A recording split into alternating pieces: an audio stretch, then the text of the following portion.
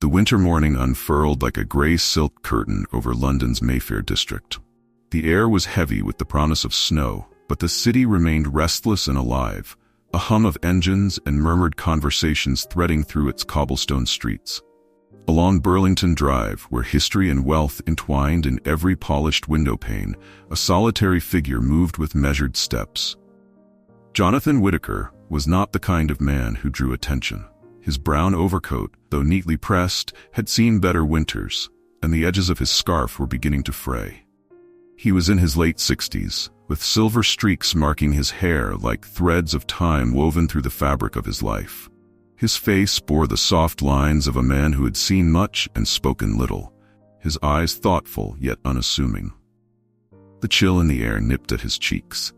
But Jonathan seemed impervious, his thoughts absorbed in a decision he had been circling for weeks.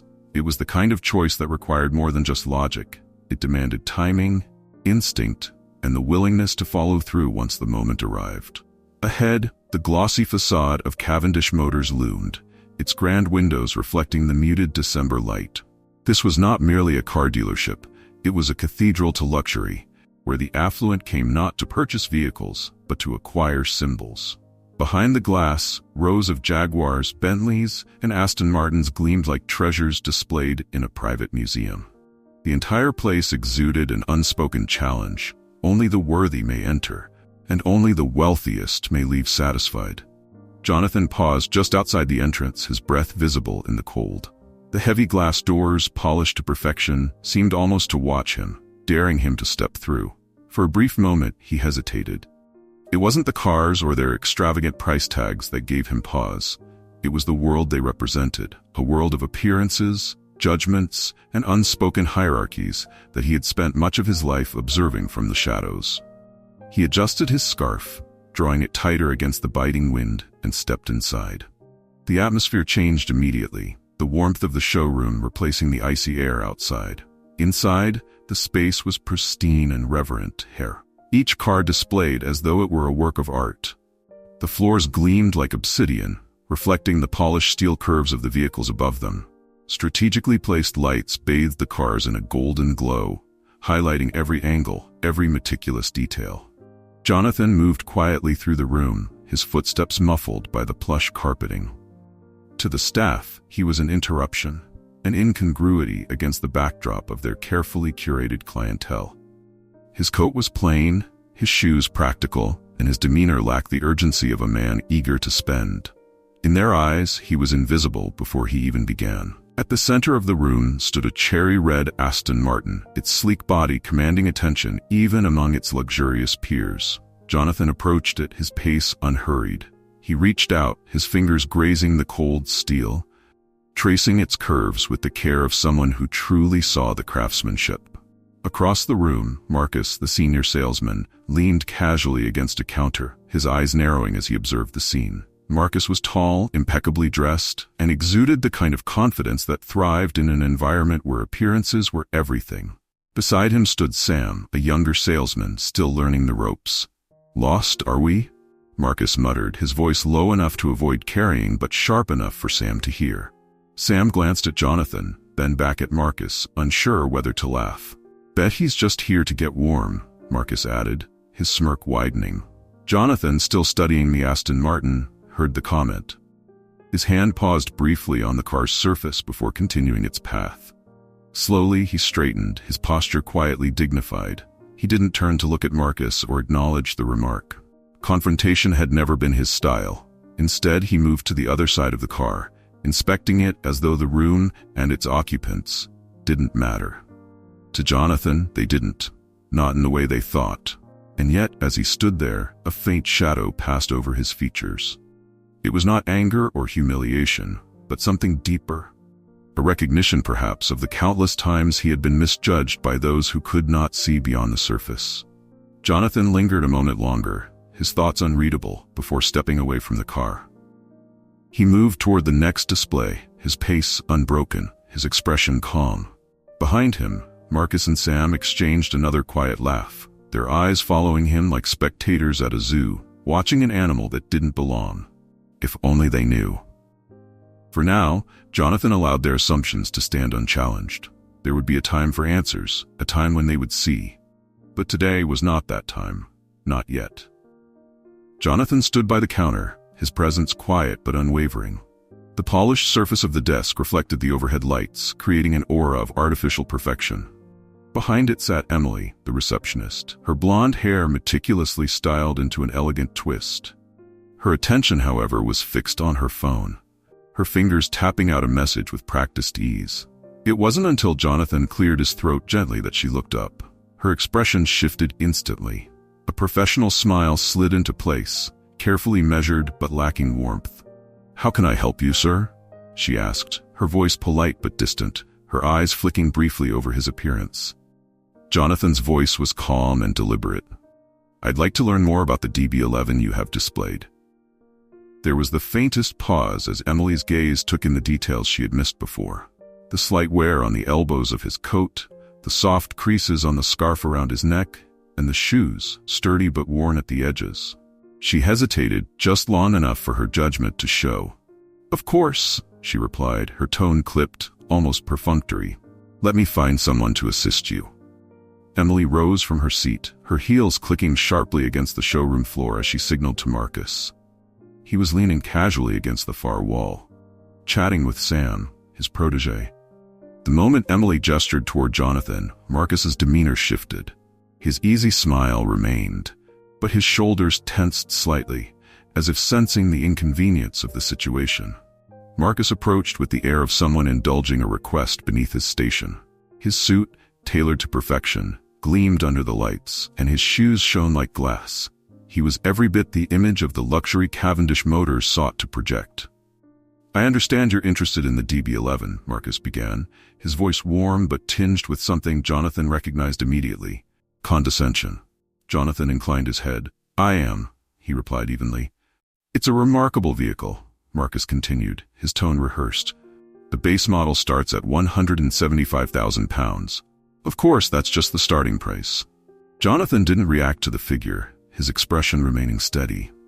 "I'm interested in its customization options," he said, his voice measured. "Could you explain those to me?" Marcus hesitated. For the briefest moment, his polished demeanor faltered. His eyes flicked toward Jonathan's coat as if weighing the likelihood of a serious inquiry. "Well," Marcus said after a beat, his smile becoming strained, "we generally go into those details with more serious clients. Are you considering financing?" Jonathan regarded him steadily, unflinching. "No," he said simply. There was a pause, uncomfortable but brief, before Marcus recovered. His impatience began to show, a thin veneer over his professional facade. "Well then," Marcus said, his tone now sharper, "perhaps you'd like to start with something more manageable?" He gestured vaguely toward the far side of the showroom, where older models and mid-range vehicles were displayed like afterthoughts. Jonathan's eyes didn't follow the gesture. Instead, he stood motionless, his gaze fixed on Marcus. The silence between them stretched, and for a moment, the showroom seemed to hold its breath. "I see," Jonathan said finally, his voice low and deliberate. "Thank you for your time." Marcus stepped back, visibly relieved that the conversation was coming to an end. He offered a brisk nod before turning away, already dismissing the interaction as inconsequential. Jonathan lingered for a moment, his gaze drifting back to the DB11. Its polished surface reflected the light in sharp lines, a masterpiece of design. Slowly he turned and walked toward the exit, his pace unhurried, his posture as composed as ever. Behind him, Marcus rejoined Sam, muttering something under his breath. The two men shared a quiet laugh, their voices muffled by the distance. Jonathan didn't glance back, but as he stepped through the glass doors and into the cold London air, a flicker of something deeper crossed his face. Not anger, not even disappointment, just the calm clarity of a man who had seen this kind of judgment too many times before. He adjusted his scarf against the biting wind and walked away, the hum of the dealership fading behind him. For now, he let them believe what they wished. But this wasn't the end. Not by a long shot. Jonathan stood motionless for a moment, his gaze flickering briefly over Marcus, who was already turning back towards Sam with an air of triumph. The edges of Marcus's smirk curled upward, his whisper to Sam barely concealed by the hum of the showroom. "Another dreamer," Marcus said, loud enough for Jonathan to catch the words as they hung in the air, sharp and deliberate. What a waste of time. Sam chuckled nervously, unsure whether to fully join in. He glanced over at Jonathan, his youthful face betraying a flicker of doubt. Shouldn't we? Don't bother, Marcus interrupted, his tone dismissive. He's not serious, probably just here to window shop. Jonathan, hearing every word, remained still. His expression was unreadable, his gaze steady as it lingered on Marcus for a beat longer. He didn't raise his voice, he didn't need to. The silence around him carried a weight of its own. At last, Jonathan nodded once, a small, deliberate gesture that seemed more for himself than anyone else. Without a word, he turned and began to walk toward the exit. The sound of his footsteps against the polished floor echoed faintly, blending with the murmured conversations of other customers and the occasional rev of an engine from a test drive outside. Yet to Jonathan, the world seemed quieter, as though his own thoughts had muffled the noise. Behind him, laughter rippled again. Marcus, buoyed by his own bravado, had leaned closer to Sam. Bet he'll head straight for the bus stop, Marcus quipped, his voice tinged with derision. The comment hung in the air like a bitter note, but Jonathan didn't stop.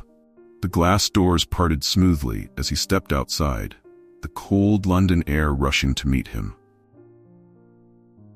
The chill was sharper now, biting at his face and hands. Burlington Drive was bustling as ever, the rhythmic clatter of heels against stone and the hum of passing cars creating a symphony of city life.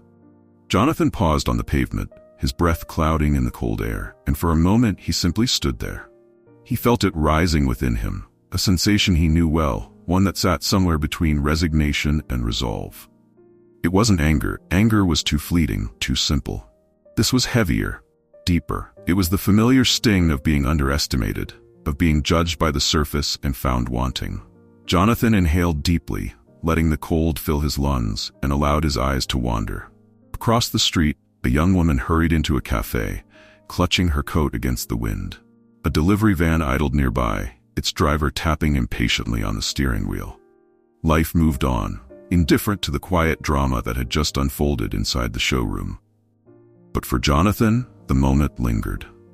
As he began to walk, his pace steady but unhurried, his mind drifted back to a time when such judgments had been the backdrop of his life.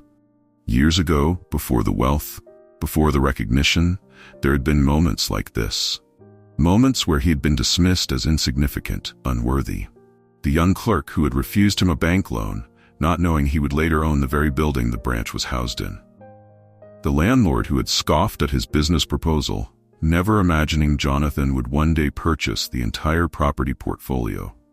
He had learned early on that people were quick to judge and slow to listen, and that their assumptions often spoke more about their own limitations than his. Yet, despite the lessons of the past, the sting never dulled entirely. It wasn't the dismissal itself that weighed on him, it was the principle. The realization that even now, after everything, he could still be reduced to a set of assumptions made by someone who hadn't bothered to look deeper. Was stiller, the noise of the city fading into the distance. His steps slowed as he approached a bench beneath a bare-branched tree. He sat, the chill of the metal seeping through his coat, and let his thoughts settle. His hand slipped into his pocket, retrieving his phone. For a moment, he stared at the screen, his thumb hovering over the contacts. He considered making a call, one that could, with a few well-chosen words, shift the course of Cavendish Motors entirely. But he hesitated. Jonathan wasn't impulsive by nature. He believed in timing, in precision. There was power in patience, and he had learned to wield it well. The phone buzzed softly in his hand, jolting him from his thoughts. A message had appeared, a reminder of the board meeting scheduled for the next morning. His name would be at the top of the agenda, as it often was. Jonathan Whitaker, CEO of Whitaker & Co., a name synonymous with quiet success and unshakable integrity. He smiled faintly, the irony not lost on him. The men in the showroom had dismissed him as inconsequential, and yet, in his pocket lay the resources to buy the very building they stood in.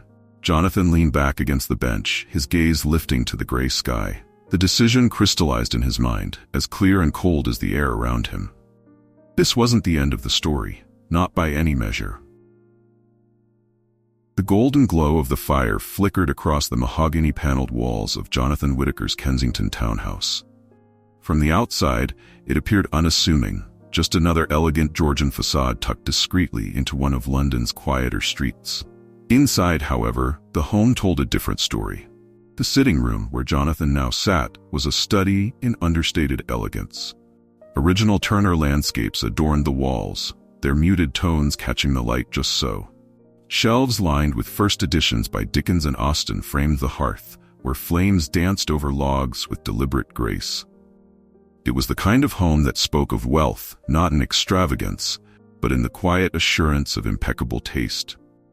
Jonathan sat in his favorite armchair, an antique upholstered in deep green leather that had conformed to his shape over years of use. He poured himself a glass of sherry, the amber liquid reflecting the firelight, and swirled it absently as his mind turned over the events of the day. It wasn't the snide remarks that lingered with him, nor the dismissive tone of Marcus, though both had been sharp enough to sting. No, what lingered was the deeper insult, the assumption. They hadn't seen him, truly seen him. To them, he had been nothing more than an inconvenience, a man whose worn coat and quiet demeanor had marked him as irrelevant. Jonathan took a sip of his sherry, letting the warmth spread through him. He set the glass down on a side table and leaned back, his fingers steepled beneath his chin. Cavendish Motors hadn't just erred. They had revealed something to him, a weakness, a vulnerability. And in business, Jonathan had learned long ago that vulnerabilities were opportunities waiting to be exploited. Jonathan stared into the flames in the fireplace, the flickering light reflecting in his eyes.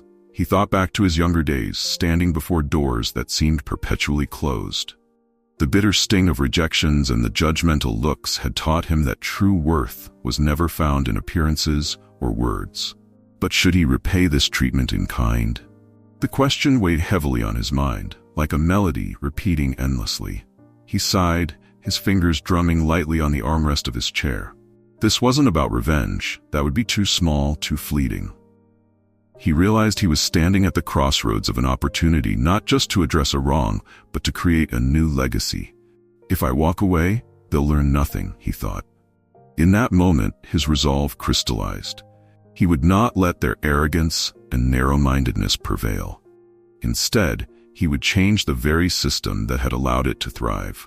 In his youth, Jonathan had been no stranger to judgment. He had started Whittaker & Sons with little more than a borrowed desk in a rented office.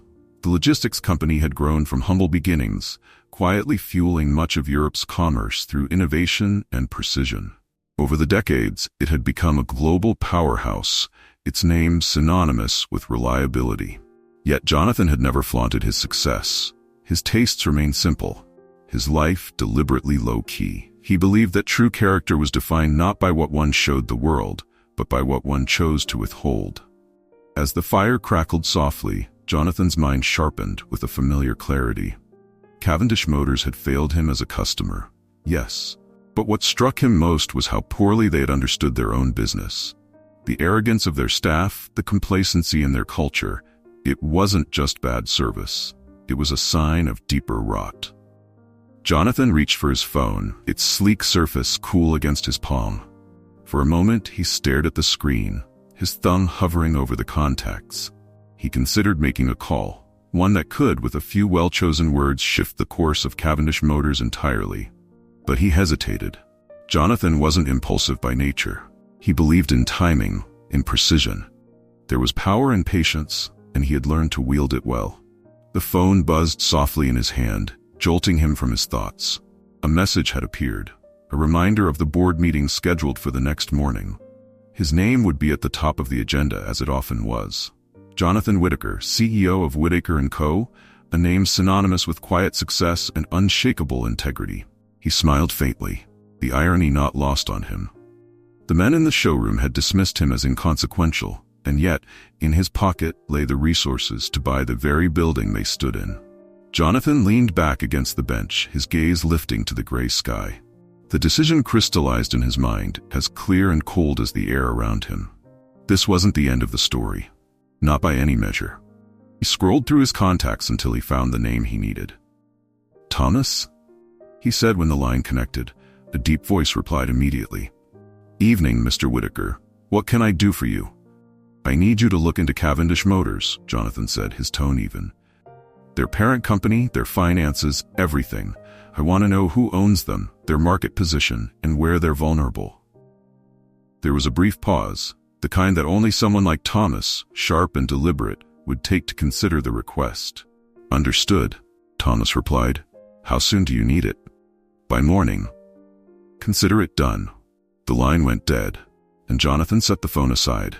He knew Thomas would deliver. A former intelligence officer turned private investigator, Thomas was a master at uncovering the hidden cracks in any operation. If Cavendish Motors had weaknesses, and Jonathan was certain they did, Thomas would find them. The sherry glass was nearly empty when Jonathan finally rose from his chair. He moved to the window, drawing back the heavy drapes to look out over the quiet street. Snow had begun to fall, dusting the pavement and rooftops in a soft white glow. There was a peculiar sense of satisfaction growing within him, though he kept it tempered. This wasn't about revenge. Revenge was petty, fleeting. No, this was about setting something right, about showing Cavendish Motors, and anyone else who might doubt him, that assumptions were dangerous. He allowed himself a faint smile. The world would see Jonathan Whitaker soon enough, and when they did, they wouldn't forget. By dawn, the faint light of morning crept through the tall windows of Jonathan's study, casting long shadows across the room.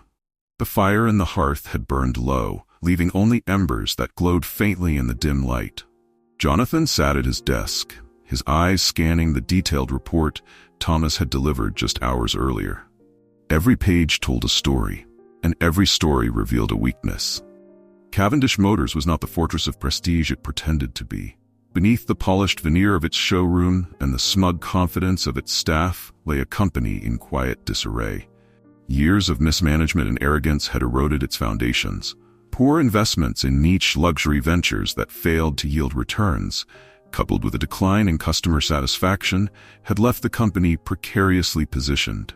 Sales were dwindling, and key shareholders were quietly seeking ways to offload their stakes. Jonathan's fingers traced the edge of the leather-bound portfolio, his thoughts as sharp as the steel blade of a scalpel. This wasn't just an opportunity to acquire a failing business. It was a chance to rebuild something broken, to strip away the rot and restore it to integrity. He made his first call before the city had fully woken. "James," he said when the line connected. "Good morning, Mr. Whitaker," came the clipped reply of James Calloway, head of Whitaker Investments. "What can I do for you?" "I want Cavendish Motors," quietly, Jonathan said, his voice steady. There was a pause, not from surprise but from calculation. Calloway, a man who thrived in high-stakes corporate acquisitions, understood what those words meant. "Their parent company is heavily leveraged," Calloway noted. "We can approach through a third party, but it'll need to be swift. Their stock value's been volatile." "Good," Jonathan replied. "Leverage their vulnerability. Acquire controlling interest. I want it wrapped within 48 hours. "And the budget?" Calloway asked cautiously. Jonathan allowed himself a faint smile. "Don't limit yourself. This isn't just an acquisition, it's a statement." The following hours unfolded like clockwork. A network of intermediaries worked tirelessly, moving funds, securing shares, and negotiating quietly with key stakeholders. Jonathan had orchestrated such takeovers before, but this one carried a personal resonance. It wasn't simply about strategy or profit. It was about principle. By the time the markets opened, Whitaker Investments had already acquired a significant position in Cavendish Motors' parent company. A carefully placed phone call to one of the largest stakeholders sealed the deal. The shareholder, eager to escape the instability of the company, agreed to sell their remaining shares. Within 24 hours, Jonathan had amassed enough influence to control the board. The remaining time was spent finalizing contracts, ensuring that his acquisition was airtight. By the second morning, it was done. Jonathan sat once again in his study, the portfolio now replaced by a sleek black folder bearing the Cavendish Motors logo. The irony of the emblem, a lion's head crowned in gold, was not lost on him. The lion had been reduced to a cornered animal, its roar silenced by its own hubris. A knock at the door interrupted his thoughts. His assistant, Eleanor, stepped in, her expression both professional and pleased. Everything has been finalized, Mr. Whitaker, she said, placing a neatly bound document on his desk. You now hold a controlling interest in Cavendish Motors. Jonathan nodded, his expression calm. And the staff? They'll be informed today, Eleanor replied. Your instructions have been passed to the management team. Jonathan leaned back in his chair, his fingers steepled beneath his chin. Good. Let them understand the value of humility, starting now.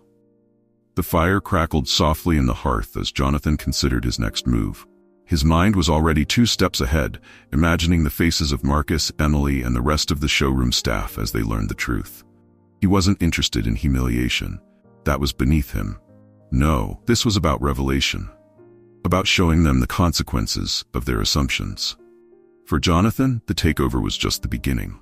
The transformation would come next. And this time, it wouldn't be quiet. The day dawned crisp and bright, the pale winter sun casting a sharp light over the glass facade of Cavendish Motors. Inside, the dealership hummed with its usual rhythm, salesmen moving with practiced ease between gleaming vehicles, their smiles calculated, their words carefully measured. The showroom's polished floors reflected the car's metallic curves, creating an illusion of infinite wealth. But beneath the surface, tension simmered. Rumors had begun to circulate, whispers of a sudden change in ownership. The staff knew nothing concrete, only that a shift was coming. For some, it was a curiosity, for others, a growing dread.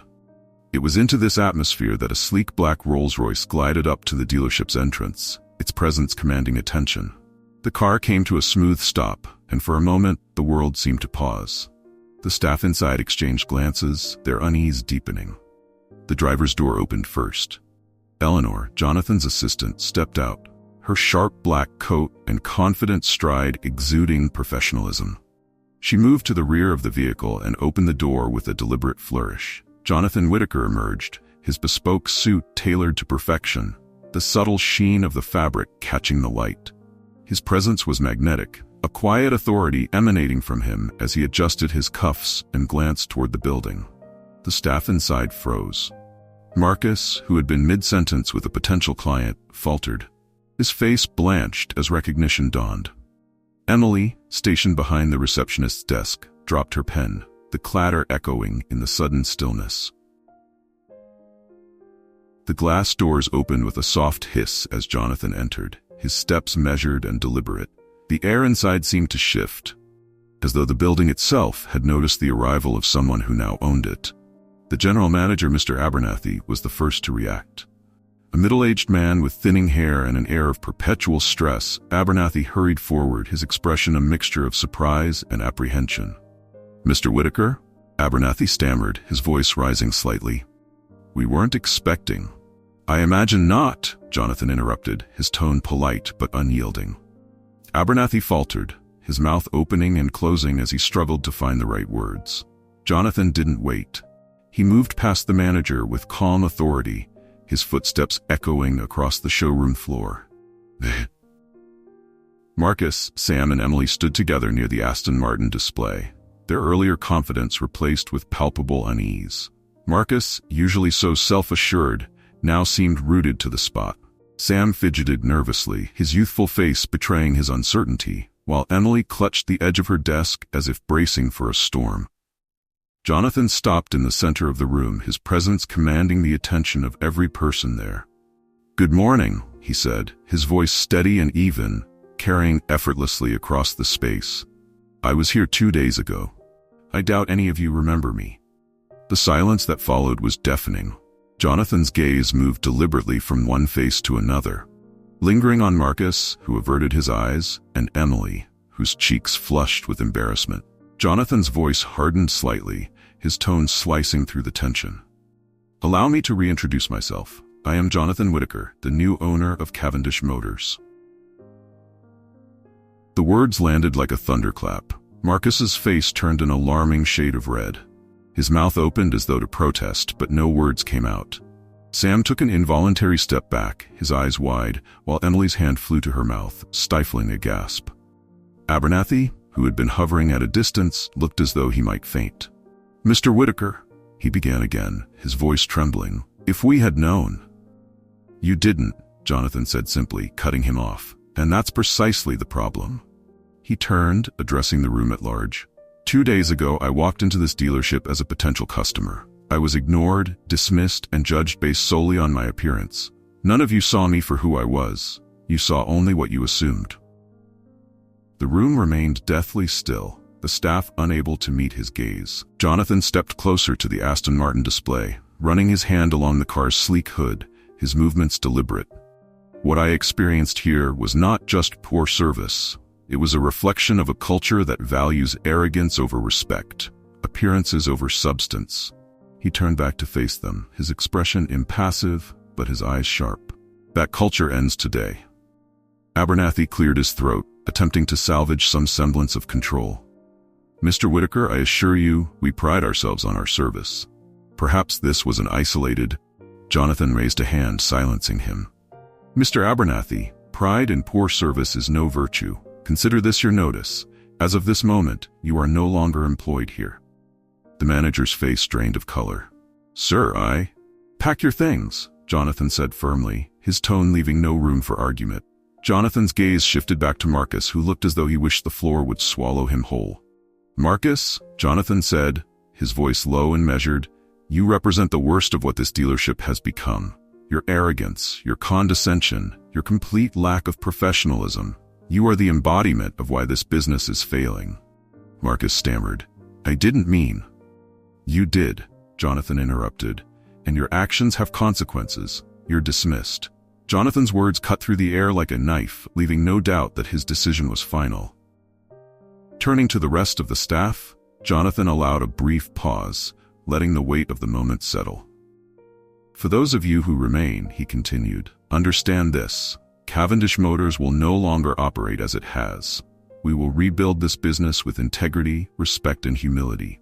Those unwilling to embrace this change are free to leave. For those who stay, you'll be given the training and tools to succeed, but only if you earn your place here. The room remained silent, the staff too stunned to respond. Jonathan stepped back, adjusting the cuffs of his jacket. You'll find the new policies on your desks by tomorrow morning. Welcome to the future of Cavendish Motors. With that, he turned and walked toward the exit, Eleanor falling into step beside him. The doors hissed open, and as Jonathan stepped into the crisp winter air, a faint smile played at the corners of his lips. The first step was complete, and it was only the beginning. The room was heavy with silence, the kind that sinks deep into the bones and lingers like a storm about to break. Jonathan Whitaker stood at the center of it, his composed demeanor an unsettling contrast to the turmoil brewing in the minds of those around him. The staff of Cavendish Motors shifted uncomfortably under his gaze. Some looked down, avoiding eye contact as though their very presence might provoke his ire.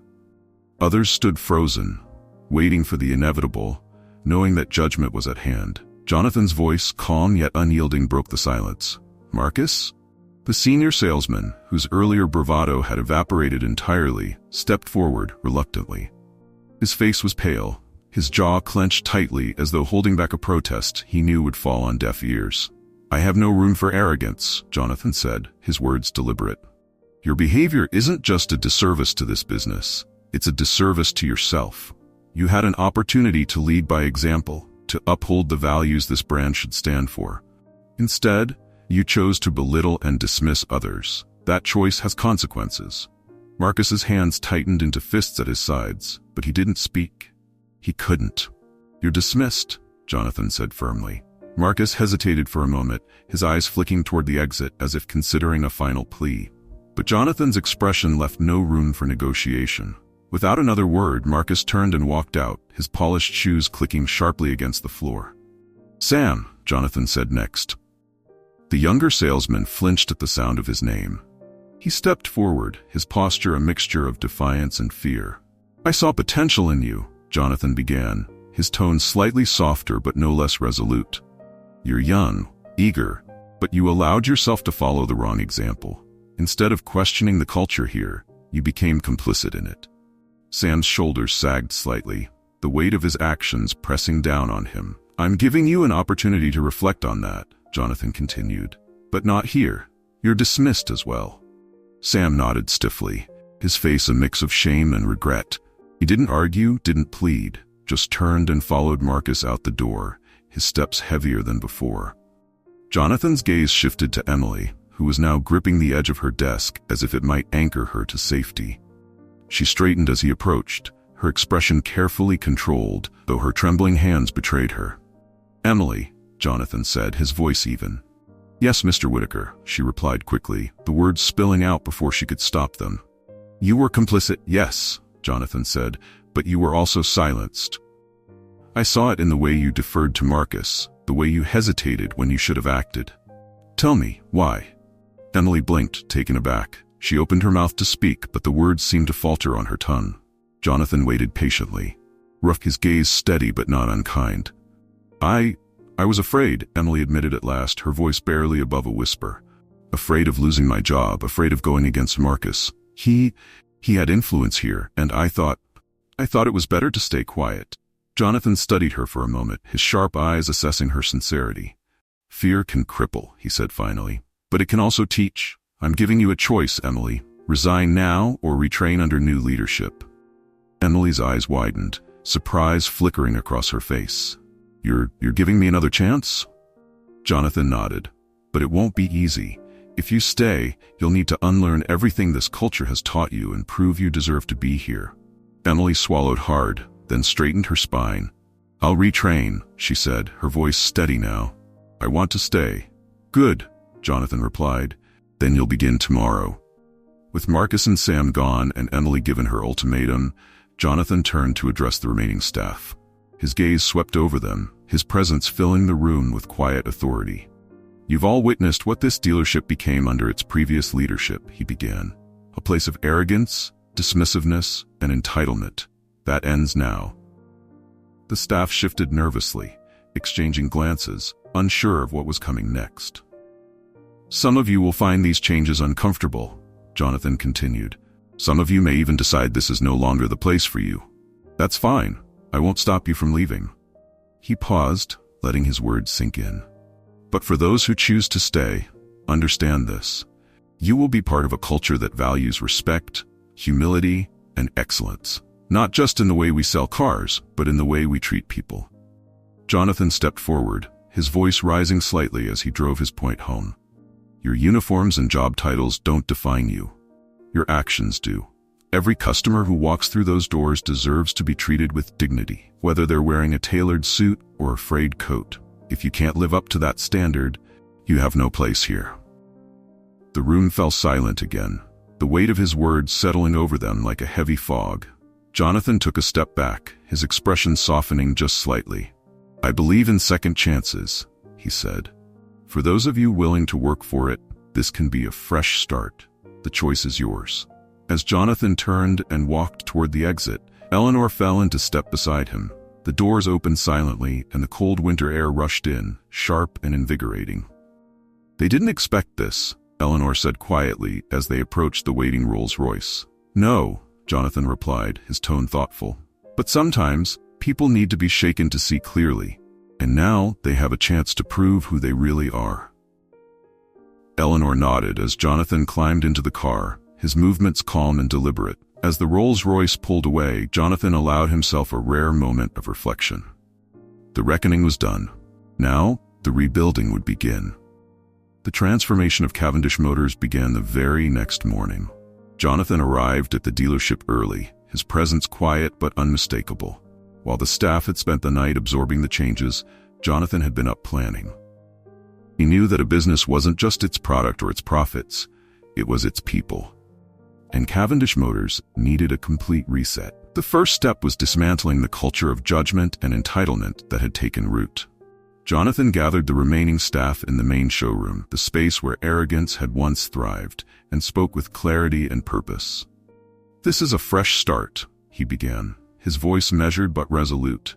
"For all of us. If you are here, it's because I see potential in you. But make no mistake, potential is only realized through effort.